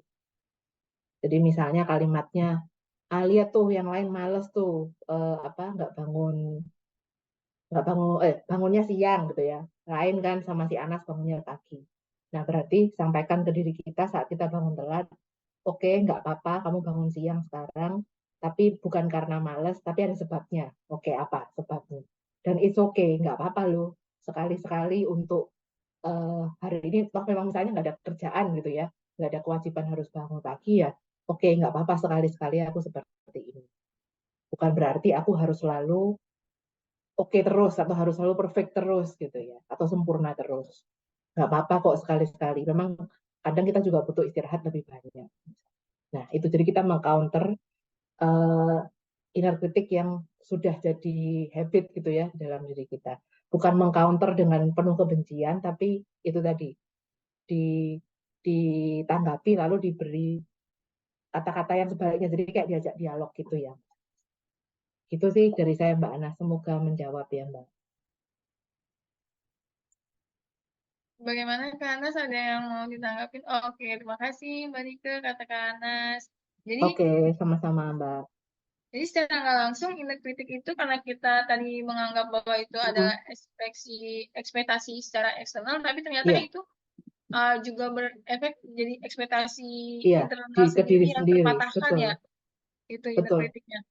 betul. Tadi ada juga ya salah satunya di yang 9 bentuk tadi, kita tuh akhirnya jadi berekspektasi sesuatu yang mungkin jadi standarnya sangat tinggi. Jadi misalnya kalau udah bangun pagi ya harus bangun pagi terus-menerus. Kalau udah nilainya 100 ya 100 terus-menerus gitu ya. Jadi tidak ada ruang untuk kegagalan, tidak ada ruang untuk kesalahan. Dan akhirnya kan ketika kita beneran ngalamin itu jadi cambuk ya, sakit Hmm, sekali gitu loh ya rasanya. betul. Karena kita tahu yang diterima oleh orang-orang yang bermakna nih, kan orang tua itu sebetulnya bermakna ya, signifikan buat kita. Jadi ketika kita tahu bahwa ada syarat untuk aku tuh bisa diterima dan dicintai, dan ternyata aku nggak ada di syarat itu, nah itu kan besar ya dampaknya secara emosional. Nah itu yang nanti perlu diproses gitu ya dalam proses konseling misalnya. Hmm. Gitu. Jadi memang ada ibaratnya inner kritik itu muncul kayak karena ekspektasi kita sendiri gitu ya, Mbak Iya, Rika. betul, betul. Jadi tadi yang saya sampaikan di salah satu slide tadi, kalau apa yang disampaikan inner kritik itu sebetulnya suara-suara orang lain sih, tadinya begitu gitu ya. Lalu dalam proses pertumbuhan, perkembangan kita gitu ya, itu kita internalisasi jadi suara diri kita sendiri. Hmm. Gitu. Itu sih kenapa tadi muncul jadi standar, dan tiap orang kan beda-beda gitu ya. Oke, Mbak Rika, ya Silakan buat teman-teman yang masih memiliki pertanyaan terkait inner critic ini sendiri atau yang ada pengalaman terkait tentang inner critic, boleh banget tulis di kolom chat atau raise hand dan open kamera dan open mic. Kamu persilakan, mumpung waktunya masih banyak. Oh iya, untuk kegiatan webinar ini kita didukung oleh media partner dari OESEAN, Merajut Hati, Kami Foundation, Pertemanan Sejiwa, Farm Health, dan Yayasan Pulih. Ini merupakan webinar ini adalah salah satu webinar terakhir di penutup akhir tahun ini nih teman-teman, sebelum kita menuju akhir tahun. Nah, mendekati akhir tahun nih, Mbak Rike, kan kita mau menuju tahun baru ya dalam beberapa minggu lagi gitu kan. Nah, gimana Betul. caranya untuk menjadikan, ibaratnya meminimalisir inner critic dalam diri kita bisa sebagai resolusi kita, gimana? Oh, kalau biasanya kan akhir tahun ya Buat resolusi. evaluasi diri gitu ya. Ya, evaluasi diri dan membuat resolusi. Ya. Boleh evaluasi diri, terus akhirnya dari hasil evaluasi itu kita jadikan resolusi di tahun 2024 gitu ya. Iya, oke. Jadi biasanya kalau kita evaluasi sesuatu kan kita ada standar nih ya. Apalagi kalau memang kita tipe pribadi yang organize banget gitu ya, kayak tiap tahun pasti ada evaluasi dari resolusi di tahun 2023, oke, evaluasi di akhir tahun nih apa nih yang udah kecapai, apa yang belum gitu ya misalnya. Nah, mungkin kalau Anda sudah mendengarkan webinar hari ini, coba cek standarnya yang nomor satu. Apakah standarnya memang sudah cocok sama kita atau terlalu tinggi, jangan-jangan. Karena kan kadang-kadang individu yang perfeksionis itu standarnya tinggi gitu ya. Atau kayak misalnya, wah aku nih perlu nih ngelakuin 10 to-do list dalam sehari gitu ya. Nah, memang betul itu ideal, memang betul itu bagus, tapi kan kita juga perlu realistis sama kondisi diri kita gitu ya. Jadi itu yang kita perlu cek nomor satu, standarnya sudah cocok nggak? Setelah kita jalani benar-benar nih dalam setahun ini, apakah standar itu betul-betul bisa dipakai lagi di tahun depan? Kayak misalnya gini deh, tahun ini di awal tahun 2023 kemarin aku harus turun 30 kilo misalnya dalam setahun. Nah, misalnya kayak gitu ya. Nah, coba dicek 30 kilo dalam setahun itu bisa nggak sih kita jalani? Kan tiap orang beda-beda ya. Ada loh yang setahun bisa. Nah, tapi kan bukan berarti standar orang lain tuh bisa kita pakai buat diri kita misalnya. Nah, itu cara mengevaluasi standar. Nah, ketika nanti, oh ya ternyata ada standar yang masih bisa dipakai untuk tahun depan, nah baru kita jadikan resolusi lagi. Kalau misalnya ternyata nggak berlebihan kok standarnya, berarti bisa dipakai nih di tahun depan. Atau bisa di-adjust gitu ya, tetap misalnya dalam rangka hidup lebih sehat misalnya, apa yang perlu di-adjust. Kayak gitu. Jadi yang nomor satu memang kita perlu aware sama standar sih, karena itu yang seringkali menjebak gitu ya. Jangan-jangan memang kita jadi terlalu keras sama diri sendiri atau terlalu nggak realistis standar. Oke, Mbak Nika. Jadi paling penting memang cek standar ya. Kalau terkait tentang inner critic sendiri, Betul. itu gimana cara membuat standarnya, Mbak Nika? Apakah misalnya sebulan ini aku kira-kira lebih banyak inner critic di dalam diriku hal yang negatif, atau udah buat resolusi self atau belum ya? Ibaratnya untuk kita membuat standar dari inner critic itu sendiri, apakah bisa gitu, Mbak Nika? Karena kan kita di dalam bayangan kan inner critic itu ibaratnya kayak sesuatu yang tidak bisa diukur gitu loh. Betul. Sebetulnya bisa kita amati dengan detail sih. Caranya journaling. Hanya itu. Maksudnya cara kita mendeteksi inner critic itu sehari muncul berapa kali ya. Di situasi apa aja ya. Kayak tadi Mbak Anas tuh kan situasinya sangat-sangat jelas ya. Oke, ketika bangun pagi, kemudian orang-orang yang ada di situ ada ayahnya, ada Mbak Anas, ada keluarga yang lain misalnya. Nah, itu kan situasinya sangat-sangat jelas. Nah, itu yang kita perlu amati. Jadi cek waktunya kapan gitu ya, sama siapa, kemudian kejadiannya waktu itu apa, kemudian apa yang disampaikan orang lain, kayak tadi Mbak Nana kan juga bilang ya, oh yang disampaikan ayahnya begini nih. Oke, terus yang kita dengar sendiri di pikiran itu apa? Jadi kayak kita sudah punya catatan gitu ya, mendokumentasikan satu peristiwa itu dengan sangat detail. Nah, nanti tinggal dicek itu sehari muncul berapa kali. Atau misalnya kata-katanya sama gitu ya. atau inner kritiknya sama, misalnya memang kamu nih nggak bisa apa-apa nih, emang kamu tuh nggak berguna misalnya. Nah, itu munculnya di mana aja? Apakah di rumah muncul? Ternyata kalau kita di kantor, kita sudah kerja di kantor muncul lagi. Nanti kita berelasi dengan teman kerja, muncul lagi. Nah, itu kan berarti ada polanya ya. Nah, itu yang kita nanti bisa cek. Oh, berarti kemungkinan ada isu nih di sini. Apa isunya? Kayak gitu. Jadi akhirnya nanti dari kita rajin mendokumentasikan itu, kita bisa melihat polanya, lalu pelan-pelan di breakdown. Sebetulnya apa sih yang jadi masalah? Apa yang mau disampaikan sama si inner kritik ini? Ketakutan apa yang dia rasakan? Nah, nanti kalau misalnya memang sudah keluar, oh ternyata ketakutannya akan penolakan misalnya. Nah, itu nanti baru diproses, oke, ketakutan dengan penolakan ini kaitannya dengan memori apa ya di masa lalu. Itu, Mbak. Jadi itu yang akhirnya nanti kita juga bisa cerminkan ke diri sendiri. Berarti kalau misalnya aku punya standar yang seperti ini nih, masuk akal nggak ya? Kayak tadi misalnya kalau di kasusnya Mbak Anas, kalau misalnya aku perlu mengelola rasa kegelisahanku seperti itu, oke, standarnya apa nih berarti? Kan nggak bisa kita juga ngomong atau menstandarkan ke diri sendiri, seminggu 7 kali bangun pagi misalnya. Nah, itu kan berat banget ya. Berarti kan tiap hari nggak ada bolongnya. Oke, berarti kalau gitu kasih standar selama seminggu aku bisa bangun pagi. Kalau sanggupnya 4 kali, ya 4 kali. Jadi kita perlu jujur sama diri sendiri sih. Jadi perlu berempati juga selama ini kamu bisa nggak sih, sanggup nggak sih kayak gitu. Kalau misalnya emang nggak sanggup ya udah, ya nggak sanggup berarti. Jadi ya diturunkan dari yang 7, oke turun jadi 4 atau 3. Nah nanti kalau itu sudah konsisten 3 kali dalam beberapa bulan ya, selama seminggu, seminggu, seminggu. Jadi sebulan berapa kali? Sebulan 12 kali, 15 kali misalnya. Bisa dinaikkan. Oke, sebulan untuk bulan depan jadi 20 kali.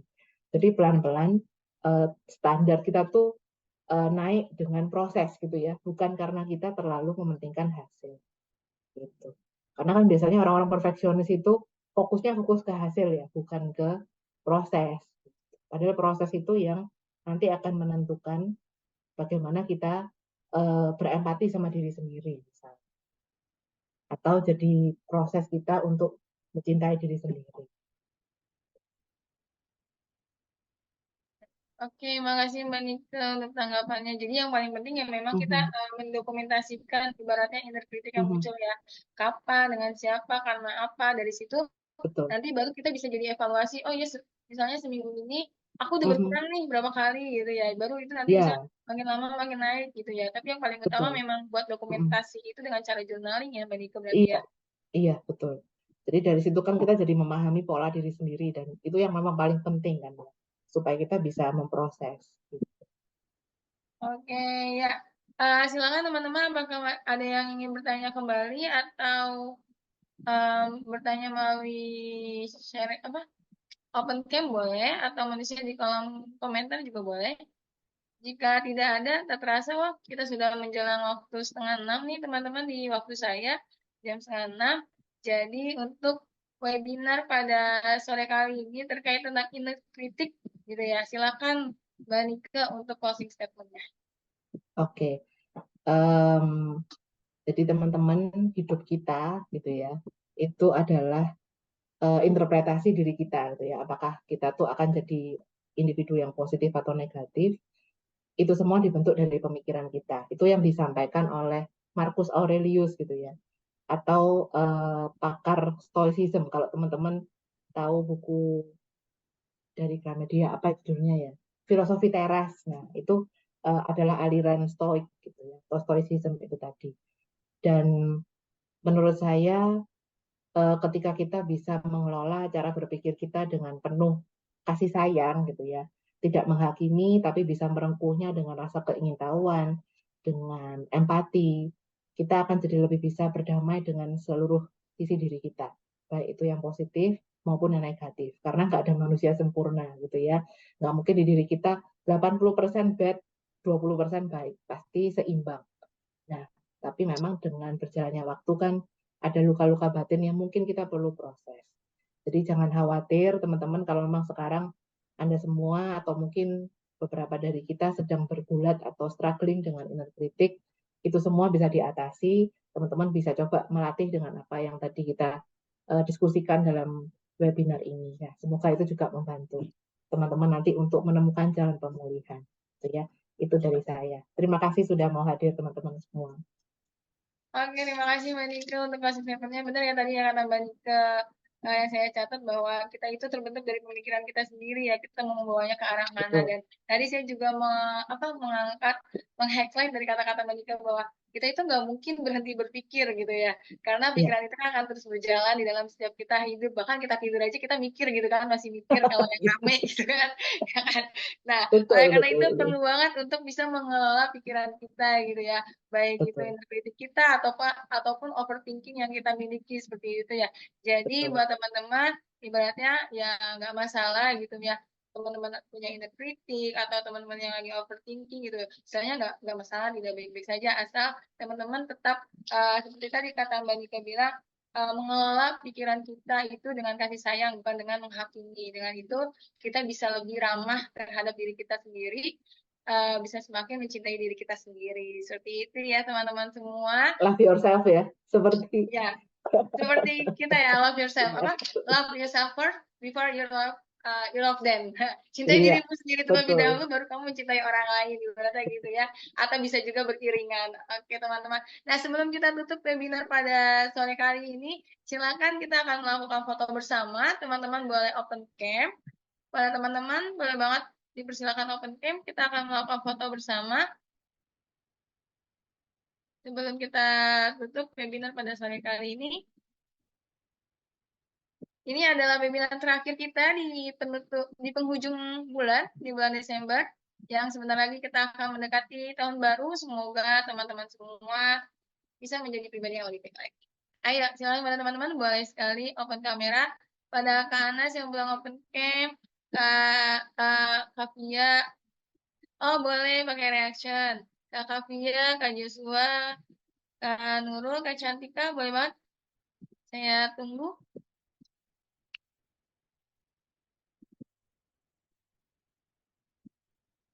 Oke, boleh sekali bersiap Kak Nurul. Apakah Kak Fia boleh? Saya tunggu 1 menit lagi dari sekarang. Bagi teman-teman yang ingin saya ingatkan lagi, bagi teman-teman yang ingin mendapatkan materinya atau dan sertifikat, bisa menghubungi admin atau saya untuk melakukan proses selanjutnya gitu. Karena kegiatan ini webinarnya bersifat free, tapi kami tidak bisa memberikan fasilitas yang diberikan. Jika ingin mendapatkan fasilitas, maka teman-teman bisa melakukan pembayaran seikhlasnya. Oke, sudah bersiap? Berikan gaya terbaiknya pada teman-teman. 1, 2, 3. Bentar ya.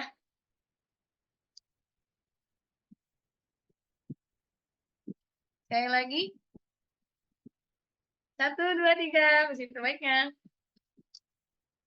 Oke. Terima kasih kepada teman-teman yang sudah hadir pada kegiatan webinar sore kali ini terkait tentang inner critic. Semoga kita semua di penutup bulan mendekati tahun baru bisa menjadi pribadi yang lebih baik lagi. Teman-teman bisa membuat resolusi yang bisa menjadikan teman-teman tidak menghakimi diri teman-teman lebih keras, tapi bisa lebih menyayangi diri teman-teman semua gitu ya. Oke, saya Zuhai selaku moderator pada webinar sore kali ini. Saya juga mengucapkan terima kasih kepada media partner yang telah membantu dalam mempromosikan kegiatan webinar kita, yaitu pada Ocean, Merajut Hati, Kami Foundation, Pertemanan Sejiwa, Farm Health, dan Yayasan Pulih. Terima kasih kepada teman-teman saya ucapkan yang telah hadir pada webinar sore kali ini yang membantu meramaikan webinar sore kali ini. Semoga kita semua berada dalam lindungan Tuhan, bisa menjadi pribadi yang lebih baik lagi, belas kasih terhadap diri sendiri. Cintai diri kalian sebelum kalian mencintai orang lain. Sampai ketemu lagi pada webinar berikutnya. Assalamualaikum warahmatullahi wabarakatuh. Selamat sore teman-teman. Bye, selamat sore semuanya.